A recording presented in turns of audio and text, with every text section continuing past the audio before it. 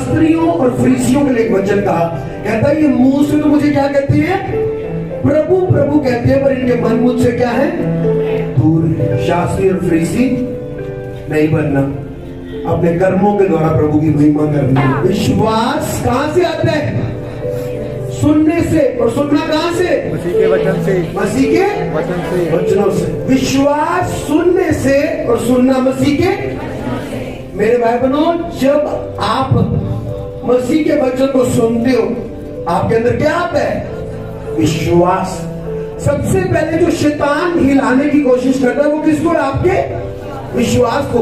इससे लोग प्रभु को छोड़ देते हैं, चर्च जाना छोड़ देते हैं, उनको विश्वास नहीं रहा कि प्रभु उनको बेबी दे सकता है, प्रभु उनको चंगा कर सकता है, परमेश्वर उनके घर के मसले को हल कर सकता है। उनका विश्वास कम हो जाता है, इसलिए वो दोबारा बाहर में चले जाते हैं, दोबारा नशे में, दोबारा व्यभिचार में, दोबारा अपने अपनी जगहों पर चले जाते हैं। इसलिए बाइबल कहता है धर्मी जन अपने विश्वास के द्वारा खुदावंद को क्या करता है, प्रसन्न कर। बहुत सारे लोगों का एक क्वेश्चन है कि हमें टैटू बनाना चाहिए या नहीं, अपनी बॉडी पर हमें कोई टैटू बनाना चाहिए या नहीं।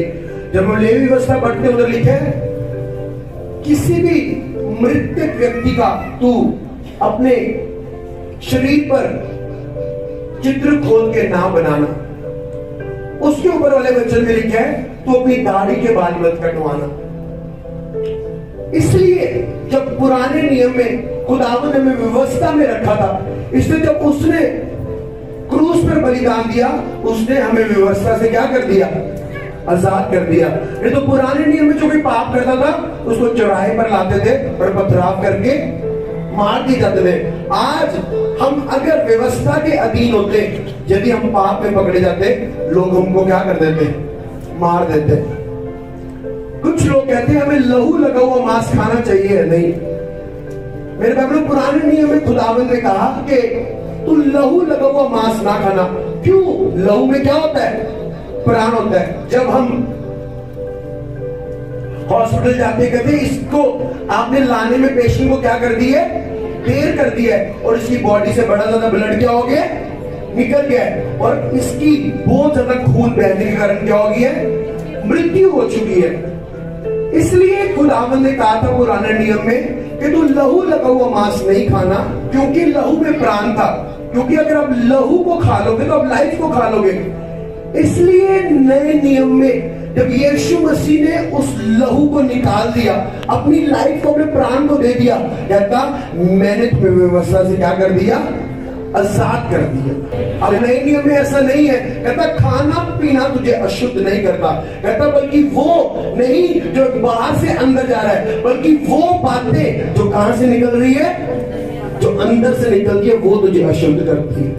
मन की कड़वाहट, व्यभिचार, गलत गंदी सोचे।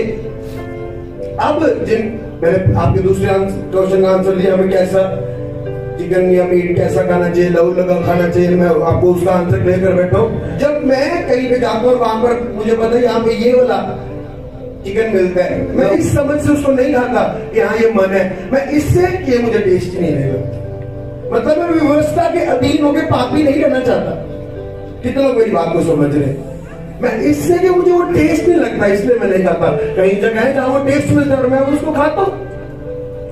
अब टैटूज के लिए खुदावंद ने कहा कि तुम मरे व्यक्ति की मृत्यु की टैटू अपने शरीर में नहीं बनाना।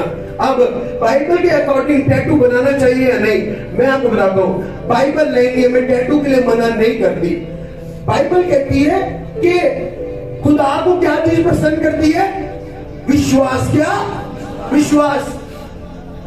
जब आप टैटू बनाओगे उससे जो पैसे वेस्ट होंगे वो केवल आपको प्रसन्न करेंगे, खुदा को उससे कोई भी महिमा नहीं मिलेगी। अब मैं इस समझ से टैटू नहीं बनवाऊंगा, क्योंकि यार ये जो टैटू है ये केवल किसे खुश करेगा, ये मुझे खुश करेगा, इससे मुझे स्वर्ग में जाने का कोई भी लाभ नहीं होगा। क्योंकि टैटू खुदा को प्रसन्न, क्या खुदा को प्रसन्न करता है, विश्वास। कितने लोग मेरी बात को समझ रहे हैं? अब मैं जब जाऊंगा मैं इस सोच नहीं कि पाप हो गया, इस सोच से कि ये पैसे क्या है, वेस्ट हो जाएंगे। दो क्वेश्चन के आंसर है। अगर हम व्यवस्था के अकॉर्डिंग चले तो हमें दाढ़ी नहीं मुंडवानी चाहिए। व्यवस्था के अकॉर्डिंग खुदावंद ने हमें व्यवस्था से आजाद किया, खुदावंद आपको फ्री कर चुके हैं। हमारे YouTube चैनल को सब्सक्राइब करें ताकि आप परमेश्वर के गहरे भेदों को जान सकें कि कैसे आप परमेश्वर में बढ़ सकते हैं, कैसे आप दुष्ट आत्माओं से, नशों से, गरीबी से और वंशों के श्रापों से आज़ाद हो सकते हैं।